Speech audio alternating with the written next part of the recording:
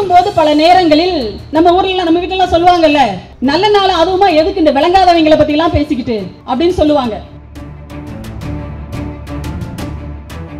நம்முடைய கழக ஆட்சியை, திராவிட மாடல் ஆட்சியை எப்படியாவது வீழ்த்திவிட முடியுமான்னு பாக்குறாங்கன்னு சொல்லிட்டு அது ஒரு நாளும் நடக்காது.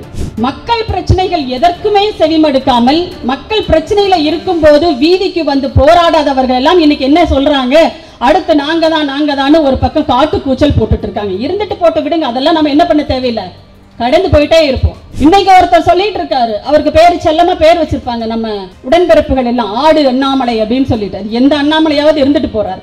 ஆனா இங்க ஒரு லூசுன்னு சொல்லக்கூடாது, விட்டுட்டு போங்க. இங்க எல்லாம் படிச்சு கிழிச்சது பத்தாம அவர் எங்க போய் படிச்சாராம், இப்போ ஒரு 6 மாசம் லண்டன்ல போய் கிழிச்சிட்டு வந்தாராமா. நம்முடைய கல்வித்துறையை பொறுத்தவரை எவ்வளவு சிறப்பா இருக்கும், அது எல்லாத்தையும் ஒழிக்கணும் அழிக்கணும்னு பாக்குறது ஒன்றியத்தில் இருக்கிற பாஜக அரசு. இன்னைக்கு இன்னொரு மூதேவி ஒரு என்ன சொல்றது, அது எந்த கணக்குலையுமே சேர்த்துக்க முடியாது. அது என்ன சொல்லுது, ஆடு மாடு மேய்க்கிறது அரசாங்க உத்தியோகமாக்குவேன்னு சொல்லியோ. ஆடு மாடு மேய்ச்சிட்டு இருந்த எங்க பிள்ளைகளை, கல்வி மறுக்கப்பட்ட எங்க பிள்ளைகளை நாங்க பள்ளிக்கூடத்துக்குள்ள கொண்டு வந்து உட்கார வச்சிருக்கோம். கையில புஸ்தகத்தை கொடுத்திருக்கிறோம், ஸ்டெத்தாஸ்கோப்பை கொடுத்திருக்கிறோம், செட் ஸ்கொயரை கொடுத்திருக்கிறோம் இன்ஜினியரிங் படிக்கும் போது. அப்படிப்பட்ட பிள்ளைகளை நீ வந்து மறுபடியும் ஆடு மாடு மேய்க்க அனுப்பணும்னு சொல்றையே, உனக்கு இந்த தமிழ்நாட்டுல என்ன இடம், என்ன பேரு, பைத்தியக்காரன்னு சொல்லிட்டு இருக்காங்க இன்னைக்கு எல்லாரும். காலம் காலமா நம்ம எதையெல்லாம் இங்க கட்டமைச்சோமோ இது எல்லாத்தையும் இல்லாமல் செய்வதற்காக அந்த பாசிச பாஜகவோடு கைகோர்த்து கொண்டு இங்க சில விஷ கிருமிகள் தமிழ்நாட்டில் அரசியல் என்ற பெயரில் அரசியல் களத்துக்குள்ள வந்திருக்காங்க. 420 தனம் பண்ணி தான் பாஜக ஒவ்வொரு தேர்தலையும் ஜெயிக்குது.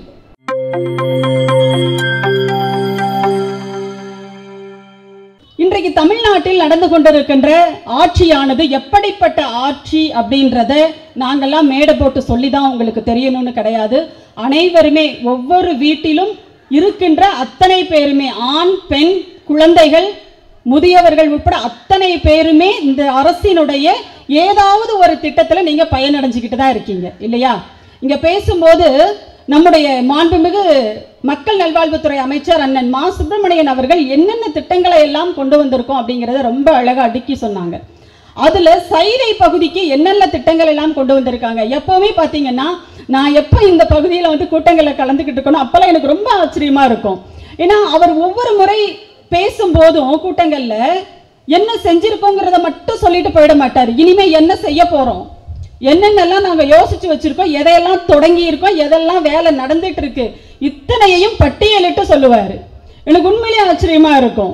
இன்றைக்கும் அதே மாதிரி பல்வேறு திட்டங்களை இன்னும் என்னெல்லாம் இந்த சைதை பகுதிக்கு இந்த தமிழ்நாடு அரசு, திராவிட மாடல் அரசு கொண்டு வர போகுது அப்படிங்கிறத பட்டியல் போட்டு சொன்னாங்க. அதுல நான் அதாவது என்னுடைய தொகுதி இது கிடையாது, விருகம்பாக்கத்தில் இருக்கேன், நான் ஆழ்வார் திருநகர்ல இருக்கேன். ஆனா இந்த பகுதியில் இருக்கின்ற உங்களுடைய சைதாப்பேட்டை தொகுதியில் இருக்கின்ற கலைஞர் நூற்றாண்டு பன்னோக்கு உயர் சிறப்பு மருத்துவமனை, அந்த மருத்துவமனையினால் பயனடைந்தவள் நான். எப்படின்னு சொல்லட்டுமா, எங்க அம்மாவுக்கு உடம்பு சரியில்லாதப்போ அங்கதான் போய் அட்மிட் பண்ணியிருந்தேன். அப்ப அம்மாவை வந்து நான் ஆட்டோல கூட்டிட்டு போறோம், நானும் என்னுடைய மருமகனும் கூட்டிட்டு போறோம். அப்ப அந்த இடத்துல போய் அந்த உள்ள போயிட்டோம், காம்பவுண்டுக்குள்ள போயாச்சு, அங்க நின்னாச்சு. உடனே என் மருமகன் கேட்கிறான், அம்மா இது என்ன ஹாஸ்பிட்டலா, இது நான் ஏதோ 5 ஸ்டார் ஹோட்டலுக்குள்ள வந்துட்டோமோ நினைச்சேன், தப்பா வந்துட்டோம் போல அட்ரஸ் நினைச்சிட்டு இருந்தேன் அப்படின்னாரு. உண்மையிலேயே இது அவர் சொன்ன வார்த்தை. நம்ம இப்படி இருக்கு அப்படின்னு அப்படியே அண்ணாந்து பாக்குறாப்புல இருக்குது. நீங்க யோசிச்சு பாருங்க, இப்படிப்பட்ட ஒரு கட்டடத்திற்குள் ஒரு 10 ஆண்டுகளுக்கு முன்பால திமுகவினுடைய இந்த முன்னெடுப்புகளுக்கு முன்பெல்லாம், இந்த ஆட்சிக்கு முன்னாடி எல்லாம் நம்ம நினைச்சு பார்த்திருப்போமா? அந்த கட்டடத்துக்கு பக்கத்துலயாவது நம்ம போயிருப்போமா? ஏன் இங்க இருக்கு இல்லையா கோட்டூர்புரத்துல அண்ணா நூற்றாண்டு நினைவு நூலகம், அந்த மாதிரி ஒரு நூலகத்தை ஒரு ஏசி ரூம்ல உட்கார்ந்து நம்ம பிள்ளைங்க படிப்பாங்கங்கிறத நம்ம என்னைக்காவது கற்பனை பண்ணி பார்த்திருப்போமா? இன்னைக்கு ஒரு காலநிலை மாற்றத்தினால கண்டிப்பா ஏசி இல்லாம யாராலையுமே இருக்க முடியாதுன்ற ஒரு சூழல் வரும்போது ஏசிங்கிறது ஒரு அத்தியாவசிய பொருள்ல ஒண்ணா ஆயிடுச்சு, அது வேற. ஆனா நம்ம பிள்ளைங்க படிக்கிறதுக்கு ஒரு தனி ரூம் கொடுக்கிறதுக்கு நமக்கு வசதி இருந்திருக்கா?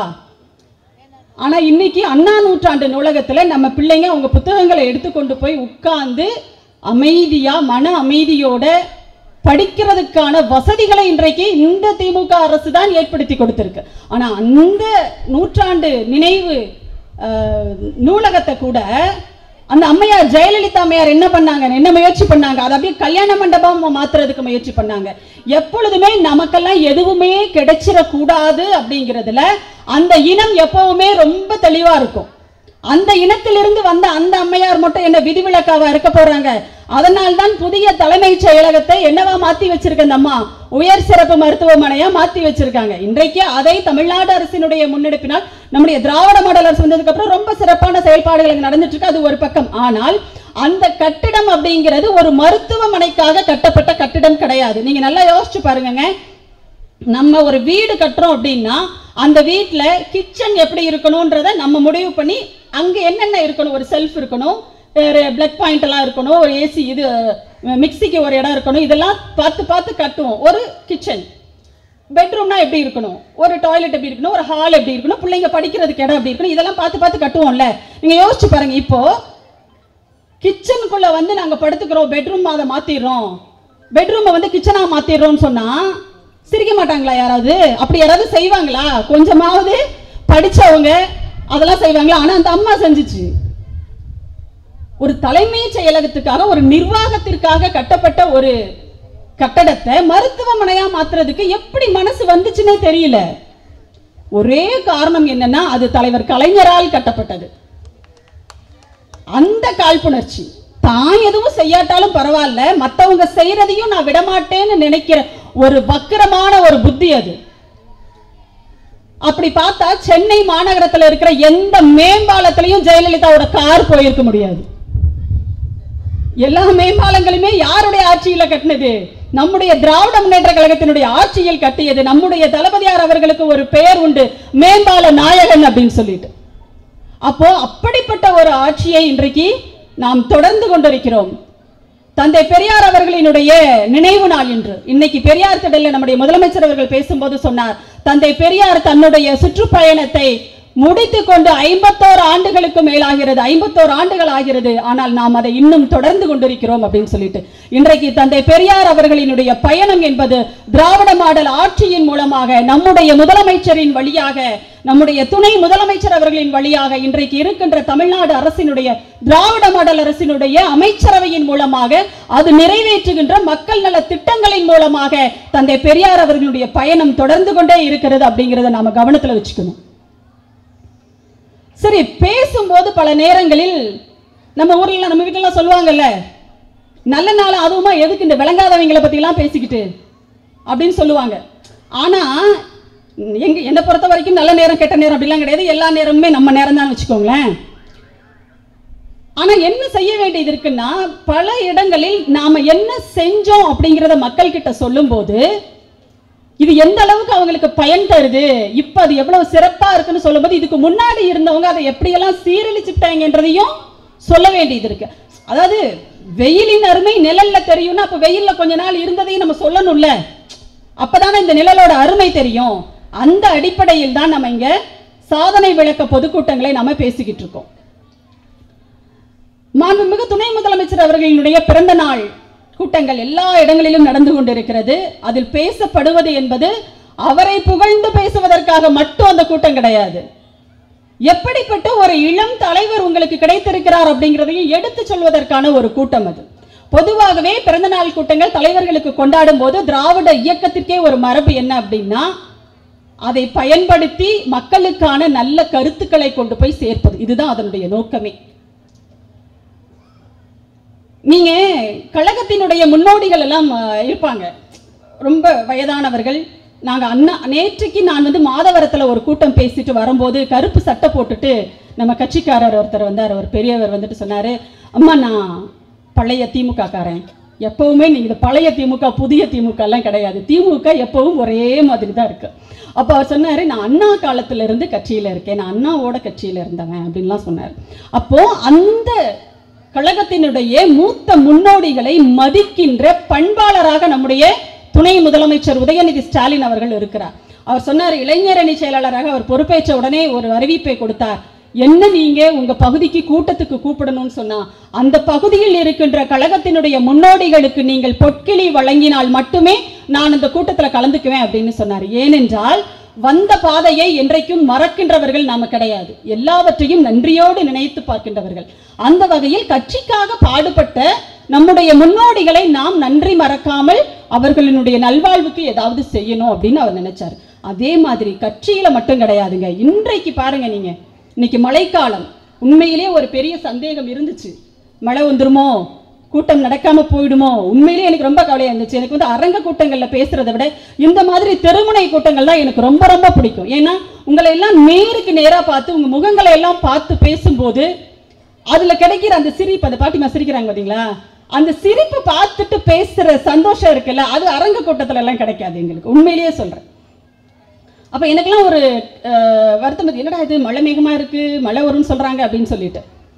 அப்போ இப்படிப்பட்ட ஒரு மழை காலத்தில் நாம இருக்கிறோம். நீங்க யோசிச்சு பாருங்க, அதிமுகவினுடைய ஆட்சியில மழை வந்ததுன்னு சொன்னாலே வந்து நமக்கெல்லாம் எப்படி இருக்கும், பதக்கு பதக்குன்னு இருக்கும். ஏன்னா எந்த முன்னேற்பாடுகளையும் செய்ய மாட்டாங்க, செய்ய தெரியாது. ஏன்னா நிர்வாகம்னு ஒண்ணு எப்படி இருக்கும்ன்றது தெரிஞ்சாதானே அதற்கான வேலைகளை அவங்க செய்வாங்க. 2015 ஒரு வெள்ளம் வந்தது சென்னையில, நினைவிருக்கா உங்களுக்கு? செம்பரம்பாக்கம் ஏரியை முன்னறிவிப்பு இல்லாமல் நடு ராத்திரியில திறந்து விட்டாங்க அந்த அம்மையார் ஜெயலலிதா. அதுல எல்லா வீடுகளுக்குள்ளேயும் தண்ணி வந்து நிறைஞ்சி அது வரைக்கும் சிறுக சிறுக சிறுவாட்டு காசெல்லாம் போட்டு வாங்கி வச்சிருந்த அத்தனை பொருள்களும் நாசமா போய் மக்கள் எல்லாம் தெருவுல வந்து நின்றுட்டு இருந்தாங்க. ஆனா அன்னைக்கு அந்த ஜெயலலிதா அம்மையார் வந்து அந்த மக்களை பார்க்கவே இல்லை. எந்த பகுதிக்காவது அந்த அம்மையார் போய் பார்த்திருக்காங்களா? பார்க்கவே இல்லை. எப்போ அதுக்கப்புறம் அந்த அம்மா வந்தாங்க தெரியுமா? தலைவர் கலைஞர் அவர்கள் நடக்க முடியாத சூழலிலும் கூட சக்கர நாட்காலியில் உட்கார்ந்துக்கிட்டு ஒவ்வொரு பகுதியா பாதிக்கப்பட்ட பகுதியில போய் மக்களை நேர்ல சந்திச்சு ஆறுதல் சொன்னதோட மட்டும் இல்லாம அறிவாலயத்தில் இருந்து, அண்ணா அறிவாலயத்தில் இருந்து லாரி லாரியாக நிவாரண பொருட்களை எல்லாம் சென்னையில் இருக்கிற அத்தனை பகுதிகளுக்கும் அனுப்பிட்டு அவர் வந்து மக்களை பார்த்தார். அன்றைக்கும் தமிழ்நாட்டினுடைய தலைமைச் செயலகமாக அண்ணா அறிவாலயம் தான் இருந்ததே தவிர போயஸ் கார்டனுடைய கதவு திறக்கவே இல்லை. ஆனா அந்த அம்மா வேற வழியே இல்லாம வந்தாங்க. வந்து அந்த வேன் இருக்குல்ல, ஓட்டு கேட்க வருவாங்க தெரியுமா அந்த அம்மா, அதே ஸ்டைல்ல தான் வந்தாங்க. அந்த வேன்ல இருந்து இறங்கவே இல்லை. அங்கேயே மைக்க பிடிச்சுக்கிட்டு அவங்க சொன்ன முதல் வார்த்தை என்ன தெரியுமா? வாக்காளர் பெருமக்களே, ஏமா ஓட்டு போடுறதுக்கு ஓட்டர் கார்டே இல்லை, எல்லாம் தண்ணியில போயிருச்சு உன்னோட ஆட்சியில. வந்து என்ன கேட்கிறாங்க அந்த அம்மா? வாக்காளர் பெருமக்களேன்றாங்க. அப்ப உங்களை வெறும் வாக்குகளாக மட்டுமே பார்த்த கட்சி என்பது அதிமுக. இன்றைக்கு உங்களை மனிதர்களாக மதித்து உங்கள் உணர்வுகளுக்கு மதிப்பளித்து ஒவ்வொரு திட்டங்களாக திட்டி செயல்படுத்திக் கொண்டிருக்கின்ற ஆட்சி திராவிட மாடல் ஆட்சி. இதுதான் வித்தியாசம். மனிதநேயமிக்க ஆட்சிக்கும் மனசாட்சியே இல்லாதவர்களினுடைய ஆட்சிக்கும் இருக்கின்ற வித்தியாசம் அப்படிங்கிறது இதுதான். எதெல்லாம் நமக்கு கிடைச்சிருக்கோ, எதையெல்லாம் நாம் இப்ப அனுபவிச்சுட்டு இருக்கோமோ அதை எல்லாவற்றையும் இல்லாமல் செய்வதற்கு ஒரு கூட்டம் ஒரு பக்கம் வேலை செஞ்சுட்டு இருக்கு. எங்க அண்ணன் எல்லாம் துரைராஜன் பேசும்போது சொன்னாங்க, தம்பி பேசும்போது சொன்னாங்க, சில பேரெல்லாம் குறிப்பிட்டு இவங்க எல்லாம் என்ன பண்றாங்க, நம்முடைய கழக ஆட்சியை, திராவிட மாடல் ஆட்சியை எப்படியாவது வீழ்த்தி விட முடியுமான்னு பாக்குறாங்கன்னு சொல்லிட்டு. அது ஒரு நாளும் நடக்காது, ஒரு நாளும் நடக்காது. ஏற்கனவே நம்முடைய தலைவர் அவர்கள் தலைமைச் செயற்குழு கூட்டத்தில் இப்ப 2 நாளைக்கு முன்னாடி பேசினாங்க. திமுகவினுடைய வெள்ளி விழா 25ஆம் ஆண்டு வெள்ளி விழா நடக்கும் போதும் திமுக தான் ஆட்சியில் இருந்தது. அதனுடைய பொன் விழா நடக்கும் போதும் திமுக தான் ஆட்சியில் இருந்தது. பவள விழாவின் போதும் திமுக தான் ஆட்சியில் இருந்தது. இந்த தமிழ்நாட்டில் திமுக அடுத்த 100ஆண்டு விழா காணும் போதும் திமுக தான் ஆட்சியில் இருக்கும் அவர் அவ்வளவு உறுதியா சொன்னாருன்னா அது ஏதோ எங்கள் மீது, இந்த கழகத்தினுடைய தொண்டர்கள் மீது வைத்திருக்கிற நம்பிக்கையால மட்டும் கிடையாது, மக்கள் மீது அவர் வைத்திருக்கிற நம்பிக்கை. அந்த நம்பிக்கை எப்ப வரும் தெரியுமா? அந்த மக்களுக்கு நான் செஞ்சிருக்கேன், அந்த மக்களினுடைய வாழ்க்கையை ஒரு படி முன்னேற்றுவதற்கு நான் என்னுடைய உழைப்பை கொடுத்திருக்கிறேன் என்றைக்கு ஒரு தலைவனுக்கு, ஒரு முதல்வருக்கு நம்பிக்கை வருதோ அன்னைக்கு தான் அவ்வளவு உறுதியா ஒரு முதல்வரால பேச முடியும். அதைத்தான் நம்முடைய கழக தலைவர் அவர்கள் அன்றைக்கு பேசினார்.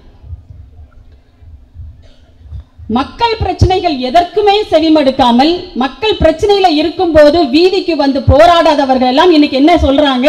அடுத்து நாங்க தான் ஒரு பக்கம் காட்டு கூச்சல் போட்டுட்டு இருக்காங்க. இருந்துட்டு போட்டு விடுங்க, அதெல்லாம் நம்ம என்ன பண்ண தேவையில்லை, கடந்து போயிட்டே இருப்போம்.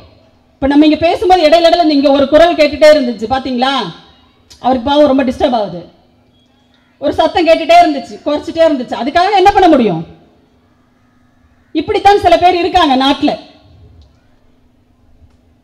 அப்போ இந்த அரசு என்பது மக்களை ஃபோக்கஸ் பண்ணி நடக்குது. மக்களுக்கு என்ன தேவை? இன்னைக்கு பெண்கள் இருக்கீங்க, பெண்களுக்கான தொழில் வாய்ப்புகளை எதையெல்லாம் ஏற்படுத்தி தர முடியுமோ அது எல்லாவற்றிலும் இந்த அரசு கவனம் செலுத்திட்டு இருக்கு. மகளிர் சுய உதவி குழுக்களுக்கு இந்தியாவிற்கே முன்னோடி தமிழ்நாடு தான். அதை தொடங்கியது திமுக. அன்னைக்கு மணிக்கணக்கில் 3 மணி நேரத்திற்கும் மேலா ஒரே இடத்துல நின்று மகளிர் சுய உதவி குழுக்களுக்கு சுழல் நிதி கொடுத்தவர் யாரு? இன்றைய முதலமைச்சர். இன்னைக்கு அதோடு மட்டும் இல்லாம அடுத்தடுத்த நிலைகளில் பெண்களினுடைய வேலை வாய்ப்புகளுக்கான அத்தனை திட்டங்களையும் தமிழ்நாடு அரசு, திராவிட மாடல் அரசு இன்றைக்கு தொடங்கிட்டு இருக்காங்க. இன்னொரு பக்கம் பாத்தீங்கன்னா கல்வி அப்படிங்கிறது தாங்க நமக்கு இருக்கிற ஒரே சொத்து அப்படின்றது. நீங்க யோசிச்சு பாருங்க, இங்க இருக்கிற பெண்கள்லாம் நிறைய பேர் உங்க பிள்ளைங்க கிட்ட நீங்க சொல்லியிருப்பீங்க, கண்டிப்பா சொல்லியிருப்பீங்க, இங்க பாருப்பா நான் தான் படிக்காம போயிட்டேன், இவ்வளோ கஷ்டப்படுறேன், ஆனா நீ என்ன பண்ணணும், நல்லா படிக்கணும். நான் எவ்வளவு கஷ்டப்பட்டாலும் கூலி வேலை செஞ்சில்ல, 10 வீட்டுல பாத்திரம் தேய்ச்சாவது நான் உன்னை படிக்க வைக்கிறேன்டான்னு சொல்லுகின்ற தாய்மார்களும், நான் கூலி வேலை செஞ்சாவது உன்னை எப்படியாவது படிக்க வச்சிடற, நீ படிச்சு முன்னுக்கு வந்துடுறான்னு சொல்லுகின்ற தகப்பன்களும் இருக்கின்ற மாநிலம் நம்ம தமிழ்நாடு. அந்த அளவுக்கு கல்விக்கு முக்கியத்துவம் கொடுக்கிறோம். இன்னைக்கு கல்விக்கான திட்டங்கள், தமிழ் புதல்வன் திட்டமா இருந்தாலும் சரி, புதுமை பெண் திட்டமாக இருந்தாலும் சரி, அத்தனை திட்டங்களையும் பார்த்து பார்த்து நாம செயல்படுத்திட்டு வர்றதுனால தான் இந்தியாவிலேயே கல்வியில் முன்னேறிய மாநிலமாக இன்றைக்கு நம்ம தமிழ்நாடு இருந்துட்டு இருக்கு. இன்னைக்கு ஒருத்தர் சொல்லிட்டு இருக்காரு, அவருக்கு பேரு செல்லமா பேர் வச்சிருப்பாங்க நம்ம உடன்பிறப்புகள் எல்லாம், ஆடு அண்ணாமலை அப்படின்னு சொல்லிட்டு, அது எந்த அண்ணாமலையாவது இருந்துட்டு போறாரு. அவர் சொல்றாரு தமிழ்நாட்டுல கல்வி தரம் குறைஞ்சிருச்சு. 10th பப்ளிக் எக்ஸாம்ல நீங்க மற்ற மாநிலங்கள் எல்லாம் நடக்கும் பாருங்க, பப்ளிக் எக்ஸாம் நடக்கும், 10th 12th நடக்கும். ஆனா அந்த மாநிலங்கள்ல எல்லாம் காப்பி அடிச்சு பரீட்சை எழுதுறான். பெத்தவங்களே என்ன பண்றாங்கன்னா பிட்டு கொண்டு போய் கொடுக்குறாங்க, ஜன்னல் வழியா ஏறி குதிச்சு பிட்டு போடுறாங்க உள்ள. அப்படிதான் அந்த மாநிலங்களில் எல்லாம் நடக்குது. பாஜக ஆட்சி செய்கின்ற பெரும்பான்மையான மாநிலங்கள் அங்கதான் இருக்கு. ஆனால் தமிழ்நாட்டில் 10ஆம் வகுப்பு தேர்வும் 12ஆம் வகுப்பு தேர்வும் எவ்வளவு வெளிப்படையாக நேர்மையாக நடக்கிறது. அதுல படிச்சு நம்ம பிள்ளைகள் எல்லாம் எவ்வளவு மதிப்பெண் வாங்குறாங்கிறத நம்ம பார்த்துட்டு இருக்கோம். ஆனா இங்க ஒரு லூசுன்னு சொல்லக்கூடாது, விட்டுட்டு போங்க. இங்க எல்லாம் படிச்சு கிழிச்சது பத்தாம அவ எங்க போய் படிச்சாராம், இப்போ ஒரு 6 மாசம் லண்டன்ல போய் கிழிச்சிட்டு வந்தாராமா. அவர் சொல்றாரு தமிழ்நாட்டினுடைய கல்வி தரம் குறைஞ்சுக்கிட்டே வருதுங்க. அதனாலதான் நாங்க என்ன சொல்றோம்னா 5வது வகுப்பு 8வது வகுப்புக்கும் தேர்ச்சி ஆல் பாஸ் அப்படிங்கிறத ரத்து செய்யறோம். நீங்க கொஞ்சமாவது யோசிச்சு பாருங்கம்மா, எத்தனை பேர் நம்ம ஃபெயில் ஆயிட்டா அடுத்த வகுப்புக்கு போறதுக்கு நமக்கு எவ்வளவு கூச்சமா இருக்கும் நம்ம பிள்ளைங்களுக்கு. எத்தனை பேர் அதனால படிப்பு பாதியில விட்டுட்டு போயிருக்காங்க நம்ம பிள்ளைங்க, யோசிச்சு பாருங்க. நீங்க ஆம்பளை பிள்ளைங்களுக்கே அதான் நிலைமைனா பொம்பளை பிள்ளைங்களை யோசிச்சு பாருங்க. இப்பவும் பல கிராமங்களில், பல பகுதிகளில், பல இடங்கள்ல பெண் பிள்ளைகள் ஓரளவுக்கு படிச்சா போதும், படிப்பை நிறுத்திட்டு கல்யாணத்தை பண்ணி வச்சிடலான்ற எண்ணங்கள் இப்பவும் இருக்குல்ல. நம்ம பேசுறோம் எல்லாம் வளர்ந்துட்டோம், செஞ்சுட்டு எல்லாம் பண்ணிட்டோம் தான், ஆனாலும் அதுவும் நம்முடைய சமூக சூழல்ல ஒன்னா இருக்கு. அப்போ யோசிச்சு பாருங்களேன், ஒரு பிள்ளை 8வது வகுப்புல பொம்பளை பிள்ளை ஃபெயில் ஆயிடுச்சுன்னா உடனே அங்க இருக்கிற பெற்றோர்களுடைய எண்ணம் என்னவா இருக்கும், சரி போ அதான் ஃபெயில் ஆயிட்டே, இல்ல விட்டு வீட்லயே இரு, இன்னும் ஒரு 2 வருஷமோ 3 வருஷமோ பார்த்து கல்யாணத்தை பண்ணி, இப்படிதானே போகும். அப்ப அந்த பிள்ளைகளுடைய எதிர்காலம் என்ன ஆகும்? அந்த பிள்ளைகள் மேல் கல்விக்கு போகணுன்றதுக்காக இன்னைக்கு அத்தனை திட்டங்கள். தாலிக்கு தங்கம்னு ஒரு திட்டத்தை வச்சிருந்தோம், ஐயோ இவர் இல்லாம பண்ணிட்டாரு, அந்த தாலி எல்லாம் என்ன ஆகும்னு எங்களுக்கு தெரியும், இங்க இருக்கிற உங்களுக்கும் தெரியும். ஆனா ஒரு டிகிரி கையில இருந்தா எப்படி இருக்கும் அந்த பெண்ணோட வாழ்க்கை? அதை உத்தேசித்து தான் நம்முடைய தமிழ்நாடு முதலமைச்சர் திராவிட மாடல் அரசு உயர்கல்வி உறுதி திட்டம், மூவாளூர் அம்மையார் உயர்கல்வி உறுதி திட்டம் அப்படின்னு அந்த திட்டத்தை மாற்றி அதை புதுமை பெண் திட்டமாக இன்றைக்கு செயல்படுத்திட்டு இருக்காங்க. நீ படிமா அப்படின்னு சொல்லுகின்ற ஒரு முதலமைச்சர் இன்னைக்கு நமக்கு கிடைச்சிருக்கார். நீங்க நிறைய பேர் நம்ம பிள்ளைங்களை விளையாட்டுக்கு ஊக்கப்படுத்த மாட்டோம். ஏன்னா நீ படிக்கிறத விட்டுட்டு விளையாட்டுன்னு போனா உனக்கு எப்படி ஒரு நல்ல வேலை கிடைக்கும், நீ எப்படி நல்ல வேலைக்கு போக முடியும் அப்படின்லாம் இருக்கிறதுனால என்ன பண்ணுவாங்கன்னா விளையாட போகாத படின்னு சொல்லிட்டே இருப்போம். ஆனா இன்றைக்கு நீ படி, அதோட சேர்த்து விளையாடு அப்படின்னு சொல்லுகின்ற ஒரு அரசு இங்க இருக்கு. எப்படின்னா விளையாட்டுத்துறையில நம்முடைய பிள்ளைகளுக்கான அத்தனை வசதிகளையும் செய்து கொடுக்கின்ற ஒரு விளையாட்டுத்துறை அமைச்சர் நமக்கு கிடைத்திருக்கிறார், மாண்புமிகு உதயநிதி ஸ்டாலின் அவர்கள். பிள்ளைகள்லாம் கொண்டாடுறாங்க, உதயண்ணான்னு சொல்லிட்டு கொண்டாடுறாங்க. இன்னைக்கு கிராம பகுதிகளில் இருந்து அத்தனை விளையாட்டு வீரர்கள் வீராங்கனைகள் வெளிநாடுகளுக்கு போய் விளையாடி தங்கத்தையும் கோப்பையையும் நம்ம தமிழ்நாட்டுக்கு வென்று தந்துட்டு இருக்காங்கன்னு சொன்னா அதற்கு நம்முடைய துணை முதலமைச்சர் உதயநிதி ஸ்டாலின் அவர்களினுடைய இந்த உழைப்பு தான் காரணம். நேற்றைக்கு கூட விளையாட்டுத்துறையில் 3 விழுக்காடு இடஒதுக்கீடு, விளையாட்டுத்துறையில் சிறப்பாக செயல்பட்டு பதக்கங்களையும் வெற்றிகளையும் வாங்கியவர்களுக்கு சூடியவர்களுக்கு வேலை வாய்ப்பில் 3 விழுக்காடு இடஒதுக்கீடு. 84 வீரர் வீராங்கனைகளுக்கு, நம்ம பிள்ளைகளுக்கு, உங்க வீட்டு பிள்ளைங்க 84 பேருக்கு நேற்றைக்கு தலைமைச் செயலகத்துல என்ன கொடுத்திருக்காங்க? ஒரு நிகழ்ச்சி நடத்தி, விழா நடத்தி, பணி நியமன ஆணையை நம்முடைய திராவிட மாடல் நாயகர் முதல்வர் தளபதி அவர்கள் கொடுத்திருக்காங்க. அப்போ நீ எந்த துறையை தேர்ந்தெடுத்தாலும் உன்னால் வெற்றி பெற முடியும், வாழ்க்கையில ஜெயிச்சு காட்ட முடியும், உயர்ந்த நிலைக்கு வர முடியும் என்பதற்கான திட்டங்களை வகுத்து நம்முடைய திராவிட மாடல் அரசு இன்னைக்கு செயல்படுத்திட்டு இருக்கு. அதனால உங்க பிள்ளைகள் விளையாட்டில் ஆர்வம் இருக்குதுன்னு சொன்னா தயவு செஞ்சு இனிமே தடுக்காதீங்க. விளையாடு, நம்முடைய துணை முதலமைச்சர் உதயநிதி ஸ்டாலின் இருக்கிறார், அவர் உங்களை உயர்த்துவார் அப்படின்னு பிள்ளைங்களை நீங்க ஊக்கப்படுத்துங்க. இன்னொரு பக்கம் நம்முடைய கல்வித்துறையை பொறுத்தவரை எவ்வளவு சிறப்பா இருக்கும், அது எல்லாத்தையும் ஒழிக்கணும் அழிக்கணும்னு பாக்குறது ஒன்றியத்தில் இருக்கிற பாஜக அரசு. அவங்களுக்கு கல்வியை பத்தியெல்லாம் அக்கறை கிடையாது.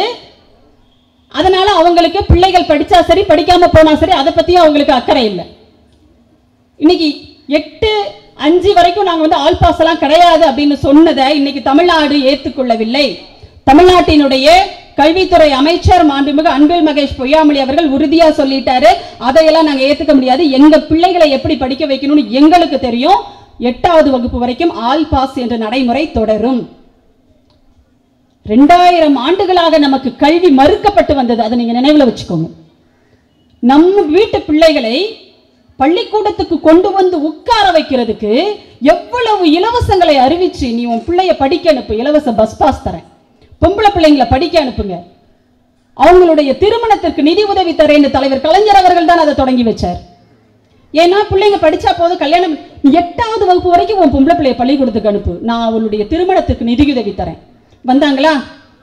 சரி போ, 8வது தானே முடி, காசு கிடைக்குதில்ல, பணம் கிடைக்குதில்ல அப்படின்னு அனுப்புனாங்க. அதுக்கப்புறம் 8வது படிச்ச உடனே அந்த பிள்ளை நல்லா படிச்ச உடனே அந்த பிள்ளைக்கு ஒரு ஆசை, ஆனால் ஒரு 10வது வகுப்பு வரைக்கும் படிச்சிடறேன்னு சொல்லிட்டு அடுத்து வருமா, அப்பதான் தலைவர் அடுத்த ஒரு தூண்டில போடுறாரு, நீ 10வது வகுப்பு வரைக்கும் ஒரு பொம்பளை பிள்ளைய பள்ளிக்கூடத்துக்கு அனுப்பு, நான் அதை விட கூடுதலா பணம் தரேன் அவருடைய கல்யாணத்துக்கு. வந்தாங்களா? அடுத்து ஒரு பெரிய தூண்டிலா தூக்கி போட்டாரு. என்ன போட்டாரு? 12வது வகுப்பு வரைக்கும் உன் பிள்ளைய பள்ளிக்கூடத்துக்கு அனுப்பு, நான் உனக்கு இன்னும் கூடுதலா பணம் தரேன், அதோட தங்கமும் தரேன். இதையெல்லாம் தமிழ்நாட்டில் நாம் அனுபவிச்சுட்டு வந்த விஷயங்களை இன்றைக்கு இன்னொரு மூதேவி ஒரு என்ன சொல்றது, அது எந்த கணக்குலையுமே சேர்த்துக்க முடியாது. அது 6 மணிக்கு மேல வேற ஒரு உருவமா இருக்கும். அது என்ன சொல்லுது? ஆடு மாடு மேய்க்கிறது அரசாங்க உத்தியோகமாக்குவேன்னு சொல்லி ஆடு மாடு மேய்ச்சிட்டு இருந்த எங்க பிள்ளைகளை, கல்வி மறுக்கப்பட்ட எங்க பிள்ளைகளை நாங்க பள்ளிக்கூடத்துக்குள்ள கொண்டு வந்து உட்கார வச்சிருக்கோம், கையில புஸ்தகத்தை கொடுத்திருக்கிறோம், ஸ்டெத்தாஸ்கோப்பை கொடுத்திருக்கிறோம், செட் ஸ்கொயரை கொடுத்திருக்கிறோம் இன்ஜினியரிங் படிக்கும் போது. அப்படிப்பட்ட பிள்ளைகளை நீ மறுபடியும் ஆடு மாடு மேய்க்க அனுப்பணும்னு சொல்றையே, உனக்கு இந்த தமிழ்நாட்டில் என்ன இடம், என்ன பேரு? பைத்தியக்காரன்னு சொல்லிட்டு இருக்காங்க இன்னைக்கு எல்லாரும். நீ என்னப்பா பைத்தியம், நீ என்ன வேணா பேசுவேன்னு நம்ம பிள்ளைங்களாம் கிண்டல் அடிக்கிற நிலைமைக்கு ஒரு கட்சியோட தலைவர் இருக்கார். அப்ப இப்படி படிப்படியாக நம்ம பிள்ளைங்களை கொண்டு வந்தோம். நீ கல்லூரிக்கு அனுப்பு, முதல் தலைமுறை பட்டதாரியா, ஃபீஸே கிடையாது. இத்தனை திட்டங்கள், இதெல்லாம் திமுக கொண்டு வந்த திட்டம்னு நெஞ்சை நிமிர்த்தி எங்களால சொல்ல முடியும். விடியல் பயண திட்டமா எங்களுடைய திராவிட மாடல் அரசு கொண்டு வந்தது. மகளிர் சுய உதவி குழு திட்டமா எங்களுடைய தலைவர் முத்தமிழறிஞர் கலைஞர் அவர்கள் முதலமைச்சராக இருக்கும் போது தொடங்கியது. ரேஷன் கடையா, அதுவும் திமுகவினுடைய சிந்தனையில் உதித்தது. எல்லாத்தையும் எங்களால பட்டியலிட முடியும். இந்த மாதிரி ஒரு திட்டத்தை இந்த எடப்பாடியால சொல்ல முடியுமா?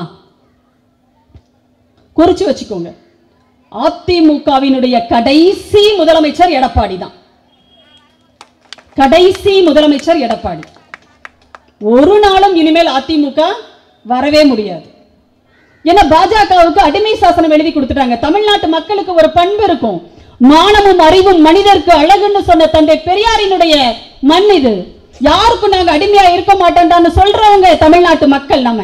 ஆனா இன்றைக்கு ஒரு கட்சியவே பாஜகவுக்கு அடிமை சாசனம் எழுதி கொடுத்திருக்கிற எடப்பாடிக்கு நம்மளை பத்தி பேசுறதுக்கு இல்ல, நம்ம பக்கம் திரும்பி பார்க்கிறதுக்கு கூட தகுதி கிடையாது. காலம் காலமா நம்ம எதையெல்லாம் இங்க கட்டமைச்சோமோ இது எல்லாத்தையும் இல்லாமல் செய்வதற்காக அந்த பாசிச பாஜகவோடு கைகோர்த்து கொண்டு இங்க சில விஷ கிருமிகள் தமிழ்நாட்டில் அரசியல் என்ற பெயரில் அரசியல் களத்துக்குள்ள வந்திருக்காங்க. இதையெல்லாம் நாம கவனமா பார்த்து இதை எல்லாத்தையும் களை எடுத்து முளையிலேயே கிள்ளி எறியணும். இந்த 2026 சட்டமன்ற தேர்தல் தான் அவர்களுக்கான கடைசி தேர்தலா இருக்கணும். அதை நீங்க கவனத்துல வச்சுக்கோங்க. இது வெறுமனே திமுக ஆட்சிக்கு வரணுன்றதுக்காக மட்டும் நான் சொல்லல. ஒரு குழந்தைக்கு அம்மாவா நான் சொல்றேன். உங்க பிள்ளைகளினுடைய எதிர்காலம் நல்லா இருக்கணும்ன்றதுக்காக அக்கறையில நான் சொல்றேன்.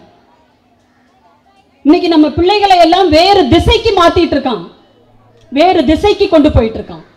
படிப்பு முக்கியம் தான் நம்ம சொல்லிட்டு இருக்கோம்.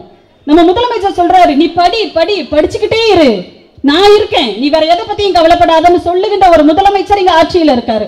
ஆனா இன்னொரு பக்கம் இந்த களவாணிகள் என்ன பண்ணிட்டு இருக்குதுன்னா, பிள்ளைகளினுடைய திசையை, அதாவது அவங்களுடைய சிந்தனையை மடைமாற்றி மதவாதத்தை அவர்களினுடைய தலையில் புகுத்தி நம்ம இங்க அண்ணன் தம்பியா அக்கா தங்கச்சியா பழகி கொண்டிருக்கிற சிறுபான்மை மக்கள் மீதான வெறுப்பை விதைத்து அவர்களை வன்முறையாளர்களாக ஒரு கூட்டம் இங்க மாற்ற முயற்சி பண்ணிட்டு இருக்காங்க. அதுல உங்க பிள்ளைகள் சிக்கிடாம நீங்க தான் கவனமா இருக்கணும். குறிப்பா ஆம்பளை பிள்ளைங்களை நான் சொல்றேன். போதும், பொம்பளை பிள்ளைங்களுக்கு எல்லாம் அறிவுரை சொல்லி வளர்த்ததெல்லாம் போதும். பிள்ளைங்க நல்ல தெளிவா இருக்காங்க. ஏன் சொல்லட்டுமா, எப்படி சொல்லட்டுமா, பொம்பளை பிள்ளைங்களாம் இப்ப நான் எனக்கு தெரிஞ்ச ஒரு பொண்ணு நிறைய மாப்பிள்ளைங்க அது வேணாம் வேணாம்னு சொல்லிட்டே இருக்கா. நான் சொல்றேன், ஏம்மா இவ்வளவு பேர் வர்றாங்க, எல்லாம் இன்ஜினியரிங் படிச்சிருக்கான், டாக்டருக்கு படிச்சிருக்கான், நல்ல கை நிறைய சம்பாதிக்கிறான், ஐடியில் இருக்கான், வெளிநாட்டு, ஏன் வேணாம்னு சொல்ற அப்படின்னா, அக்கா உங்களுக்கு ஒன்றும் தெரியாது, அவனோட ஃபேஸ்புக்கையும் இன்ஸ்டா இதெல்லாம் எடுத்து பாருங்க, அவன் நாம் தமிழர் கட்சியில் இருக்காங்கா, அவனை போய் கல்யாணம் பண்ணிக்கிட்டு என் வாழ்க்கை விளங்குமா? பொம்பளை பிள்ளைங்க ரொம்ப தெளிவா இருக்காங்க. இப்பெல்லாம் பொம்பளை பிள்ளைங்கள அம்மா அப்பா வேணா ஜாதகத்தை பார்த்துட்டு போங்க, ஆனா பொம்பளை பிள்ளைங்க இன்னைக்கு சோசியல் மீடியாவை பாக்குறாங்க. அதனால ஆம்பளை பிள்ளைங்களை நீங்க பாதுகாத்துக்கோங்க. உங்க பிள்ளை உங்களுக்கு வேணும்னு சொன்னா இந்த காவி பக்கமே அவங்களுடைய கண் பார்வை போயிடக்கூடாது. காத்து கருப்பு அண்டாம, ஈ எறும்பு கடிக்காம எவ்வளவு பாதுகாப்பா நம்ம பிள்ளைகளை நம்ம வளர்த்திருப்போம். ராத்திரி பகலா கண்ணு முழிச்சு. எதுக்கு எதுக்கு சொல்லுங்க? இந்த மதவெறி கூட்டத்துக்கிட்ட பலி கொடுக்கிறதுக்கா? அப்போ இது எல்லாம் நடக்காமல் இருக்கணும்னா இன்றைக்கு தமிழ்நாடு எந்த வளத்தோடு, நாம எந்த அளவிற்கு தொழில் வாய்ப்புகளோடு, கல்வி வாய்ப்புகளோடு நாம இருக்கிறோமோ, இந்த நிலையை தொடர வேண்டும் என்று சொன்னால் 2026 திமுக ஆட்சி தான் இங்கே மலர வேண்டும். திராவிட முன்னேற்ற கழகத்தினுடைய தலைவர், திராவிட மாடல் நாயகர் முத்துவேல் கருணாநிதி ஸ்டாலின் தான் இங்கே முதலமைச்சராக வர வேண்டும் அப்படிங்கிறத நீங்க குறிச்சு வச்சுக்கோங்க. இதை நான் சொல்லிதான் உங்களுக்கு தெரியணும்னு இல்லை, அதை நீங்க தயவு செஞ்சு குறிச்சு வச்சுக்கோங்க. ஏன்னா இருப்பதை எல்லாம் இல்லாமல் ஆக்குவதற்கு ஒரு கூட்டமும், ஏற்கனவே இங்க இருக்கின்ற வளங்களை மேலும் மேலும் பெருக்கி மக்களினுடைய வாழ்க்கை தரத்தை உயர்த்துவதற்கான ஒரு ஆட்சியும் இங்க நடந்துட்டு இருக்கு. இப்ப பேசும்போது அங்கங்க ஒரு சத்தம் மேல கேட்டுச்சுல, பிளைட் பறக்கிற சத்தம் கேட்டுச்சா? இன்றைக்கு இந்திய அரசு, யாரு, மோடி அமித்ஷா ஆட்சி செஞ்சிட்டு இருக்கிற இந்திய அரசு, ஒன்றிய அரசு, விமானத்துறையே இன்றைக்கு இந்தியாவிற்கு கிடையாது. இந்திய நாட்டிற்கென்று மிகப்பெரிய ஜனநாயக நாடு, ஆனா இந்தியாவுக்குன்னு சொந்தமாக விமானத்துறை கிடையாது. இங்க பேருந்துகளை தேசியமயமாக்கியது யாரு, தேச உடைமை ஆக்கியது யாருன்னு சொல்லிட்டு தலைவர் தம்பி சொன்னாங்க இல்லையா, தலைவர் கலைஞர் அவர்களுடைய ஆட்சியில் தான் இங்க பேருந்துகள் எல்லாம் நாட்டுடைமை ஆக்கப்பட்டது. அதனாலதான் நம்ம எல்லாம் பேருந்துல ஏற முடிஞ்சிச்சு. இல்லைன்னா எல்லாரும் பேருந்துல ஏறிட முடியாது, எல்லாரும் தனியார் மயமா இருந்துச்சு. நீங்க யோசிச்சு பாருங்க, அந்த கேடு கெட்ட பாஜக எல்லா மாநிலங்களிலும் இருக்கின்ற அத்தனை வசதி வாய்ப்புகளையும் பொதுமக்களான, பெரும்பான்மை மக்களான நம்ம கிட்ட இருந்து பறிச்சு ஒரு சில குறிப்பிட்ட ஆட்களுக்கு மட்டும் கொடுப்பதற்காகத்தான் அவங்க வேலை செஞ்சுட்டு இருக்காங்க. அதனால இதுல எல்லாத்தையும் நீங்க கவனத்துல வச்சுக்கணும். இதுலக்கெல்லாம் நமக்கு கிடைச்சிருக்கிற ஒரே ஆயுதம் தேர்தல் தான். அதை மட்டும் நான் சொல்லி முடிக்கிறேன். தேர்தல் தான் நமக்கு இருக்கிற ஆயுதம். இங்க ஏழையா இருந்தாலும் சரி, பணக்காரனா இருந்தாலும் சரி, நீ அம்பானியோ அதானியோ எவனா வேணா இருந்துட்டு போ, ஒரே ஒரு ஓட்டு தான் உனக்கு, ஒருவருக்கு ஒரு ஓட்டு தான் அப்படிங்கிறது தான் இந்திய அரசியலமைப்பு சட்டம். அம்பேத்கர் அவர்கள் நமக்கு கொடுத்திருக்கிற உரிமை, சமமான உரிமை அப்படிங்கிறது. அதை வச்சுதான் நாம என்ன பண்றோம், நமக்கானவர்கள் யார் அப்படிங்கிறத தேர்ந்தெடுக்கிறோம். அவ்வளவு பெரிய ஒரு உரிமை அந்த வாக்குரிமை அப்படிங்கிறது. ஆனா இன்றைக்கு ஒன்றிய பாஜக அரசு அதை அத்தனையுமே கேலி கூத்தாக்கி உங்களுடைய உணர்வுகளை, உங்களுடைய உரிமைகளை எல்லாம் காலில் போட்டு மிதிச்சுட்டு 420 தனம் பண்ணி தான் பாஜக ஒவ்வொரு தேர்தலையும் ஜெயிக்குது. அதுக்கு இப்போ ஒரு உண்மை உதாரணத்தை நான் சொல்றேன். செய்தித்தாள்களில் வந்திருக்கிற ஒன்றை சொல்றேன். ஒடிசா மாநிலம், பழைய பேர் வந்து ஒரிசா, உங்களுக்கு எல்லாம் தெரியும். ஒடிசா மாநிலத்தில் இப்ப சட்டமன்ற தேர்தல் நடந்துச்சு. அங்க இருக்கிற பிஜு ஜனதா தளம் என்ற கட்சி தொடர்ந்து அவர்தான், அந்த கட்சி தான் ஆட்சியில இருக்குது. அந்த முதல்வரை அந்த மக்கள் கொண்டாடுறாங்க. நம்முடைய மாண்புமிகு துணை முதலமைச்சர் உதயநிதி ஸ்டாலின் அவர்கள் விளையாட்டுத்துறை அமைச்சராக இருக்கும்போது, அதாவது துணை முதலமைச்சராக ஆவதற்கு முன்பாக அந்த ஒடிசாவிற்கு போய் அங்கு நடக்கின்ற சர்வதேச விளையாட்டு போட்டிகளை மிகச்சிறப்பாக நடத்திய மாநிலம் ஒடிசா. அதனுடைய முதலமைச்சரினுடைய ஒரு உழைப்பினால பிஜு பட்நாயக், நவீன் பட்நாயக், பிஜு பட்நாயக்கினுடைய புதல்வர் நவீன் பட்நாயக் அங்க முதலமைச்சர். அதையெல்லாம் இவர் போய் பார்வையிட்டு வந்து இங்கே அதை செயல்படுத்தி காட்டினார் அப்படிங்கிறதா இங்க இருக்கிற வரலாறு. அப்படிப்பட்ட ஒரு ஒடிசா மாநிலத்தில் பாஜக ஆட்சியை பிடிச்சிருக்குன்னா நம்ப முடியுதா உங்களால? தமிழ்நாட்டில் பாஜக ஆட்சியே இல்லை, ஒரு வார்டு கவுன்சிலரா வந்துட்டாங்கன்னு சொன்னா நம்மளால நம்ப முடியுமா? அவங்களாலேயே நம்ப முடியாது. எப்படா அப்படின்னு தான் பார்ப்பாங்க. அப்படிப்பட்ட ஒரு மாநிலத்தில் பாஜக ஆட்சிக்கு வந்ததுன்னா எங்களுக்கெல்லாம் ஒரே அதிர்ச்சி. இப்பதான் அது எப்படின்னு தெரிஞ்சிருக்கு. தேர்தல்ல முறைகேடு செய்துதான் யார் ஜெயிச்சிருக்காங்க? பாஜக அந்த மாநிலத்தில் ஜெயிச்சிருக்காங்க. இன்றைக்கு அந்த கட்சி வழக்கு போட்டிருக்கு. ஆனால் தேர்தல் விதிகளையே திருத்தி ஒரு சட்டத்தை யார் கொண்டு வர்றா? இந்த பாஜக ஒன்றிய அரசு கொண்டு வருதுங்க. வாக்குச்சாவடிகள்ல நீங்க போய் ஓட்டு போடுறீங்கல்ல, யாருக்கு ஓட்டு போடுறீங்க என்ன அப்படிங்கறத அங்க ஒரு சிசிடிவி கேமரா வச்சு கண்காணிப்பாங்க. அதுல பதிவாயிருக்கும், யாரும் ஏமாத்த முடியாது. ஒருவேளை அதுல ஏதாவது நமக்கு சந்தேகம் இருக்கா, இல்லங்க நான் இந்த ஆளுக்கு ஓட்டே போடல, இவன் எப்படா ஜெயிச்சா பாஜக காரன் உங்களுக்கு சந்தேகம் இருந்தா நீங்க என்ன பண்ணலாம்? வழக்கு போடலாம், நீதிமன்றத்துக்கு போகலாம். நீதிமன்றத்துக்கு போகும்போது அங்க இருக்கிற சிசிடிவி கேமராவினுடைய ஆவணத்தை நீங்க கேட்கலாம். அந்த சிசிடிவி காப்பியை கொடு, நான் நீதிமன்றத்தில் சமர்ப்பிக்கணும்னு சொல்லி கேட்டா தேர்தல் ஆணையம் அதை உங்களுக்கு கொடுக்கும். ஆனா இப்ப வந்திருக்கிற சட்ட திருத்தம் என்ன தெரியுமா? அந்த ஆவணத்தை உங்களுக்கு எல்லாம் கொடுக்கிறதுக்கு தேர்தல் ஆணையத்துக்கு அவசியம் இல்லை, கொடுக்க வேண்டியதில்லை. அப்போ இதையெல்லாம் கொண்டு வரும்போதே நமக்கு என்ன தெரியுது? இவங்க வாக்குச்சாவடிகளில் முறைகேடு செய்வது மட்டுமே பாஜகவினுடைய வேலை. மக்களை சந்திச்சு வாக்கு கேட்பதற்கான தகுதியோ அருகதையோ இந்த மோடி அமித்ஷா கும்பலுக்கு இல்லவே இல்லை அப்படிங்கறதுதான் இதுல இருந்து தெள்ள தெளிவா தெரியுது. அப்ப நம்மை ஏமாற்றி கொண்டிருக்கின்ற இந்த நாட்டை, இந்த நாட்டினுடைய அரசியலமைப்பு சட்டத்தை ஏமாற்றி கொண்டிருக்கின்ற, ஆனால் அம்பேத்கரை இழிவுபடுத்திக் கொண்டிருக்கின்ற ஒரு கூட்டத்திற்கு தமிழ்நாட்டுக்குள்ள கொஞ்சம் கூட இடமே கொடுத்துட கூடாது அப்படிங்கிறதுல தான் மக்கள் ரொம்ப கவனமா இருக்காங்க. நான் இல்லைன்னு சொல்லல. ஆனா அவங்களுக்கு தெரிஞ்சதெல்லாம் குறுக்கு வழி மட்டும்தான், குறுக்கு வழி மட்டும்தான். நேர்ல வந்து அடிச்சு தூக்கிடலாம், அது வேற. ஆனா குறுக்கு வழி மட்டுமே தெரிந்தவர்கள் அவர்கள் நம்ம பிள்ளைகளை பயன்படுத்தி பகடைக்காயாக்கி உள்ள வரலான்னு பாக்குறாங்க. தயவு செஞ்சு அதுக்கு நம்ம பிள்ளைகளை வந்து பலிகட ஆக்கிடாதீங்க. அவர்கள்ட்ட பிள்ளைகளை மீட்பது என்பது எதிர்கால தமிழ்நாட்டை மீட்பது அப்படின்றதுக்கு சமம். அதற்கு நீங்கள் அனைவருமே ஒரு உதாரணமாக நீங்க இருக்கணும்னு சொன்னா நீங்களும் கூட தமிழ்நாட்டை காப்பாற்றுவதற்காக போராடுகின்ற போராளிகள் அப்படிங்கிறது தான் அதுல இருக்கிற செய்தி. அதனால இந்த பண்பாட்டு ரீதியாகவும் சரி, அரசியல் ரீதியாகவும் சரி, இந்த திட்டங்கள் அடிப்படையிலையும் சரி, உங்களுக்கான ஆட்சி எது அப்படிங்கிறத இந்த 3 ஆண்டுகளுக்கும் மேலாக நீங்கள் அனுபவத்திலேயே பார்த்துக்கிட்டு இருக்கீங்க. இதற்கு சிறப்பாக ஒரு விஷயத்தை எல்லாம் நாங்கள் சொல்ல வேண்டியதில்லை. இந்த ஆட்சியை இப்படியே நிலைத்திருக்க செய்வதற்கும், இன்னும் சிறப்பாக உங்களுக்கான திட்டங்களை கொண்டு வந்து சேர்ப்பதற்கும், உங்களுடைய பிள்ளைகளினுடைய கல்வி மேம்படுவதற்கும், கல்வியை முடிச்சுட்டு போன அவங்களுக்கான வேலை வாய்ப்புகள் ரெடியா இருக்கு, அதை உருவாக்கி தருவதற்கும், வேலை வாய்ப்புகளிலிருந்து உங்க பிள்ளைங்க வெளிநாடுகளுக்கு போய் படிக்கணும்னு நினைக்கிறாங்களா, அதற்கும் கூட இந்த ஆட்சி தான் உங்களுக்கான ஆட்சியாக வேலை செய்து கொண்டிருக்கிறது அப்படிங்கிறத உங்களுக்கு எடுத்து சொல்லுகின்ற ஒரு நல்ல வாய்ப்பினை இந்த சைதை பகுதியினுடைய கழகம் எங்களுக்கு ஏற்படுத்தி கொடுத்திருக்கிறது. அந்த வகையில் நாங்கள் அவர்களுக்கு நன்றி தெரிவித்துக் கொள்கிறோம்.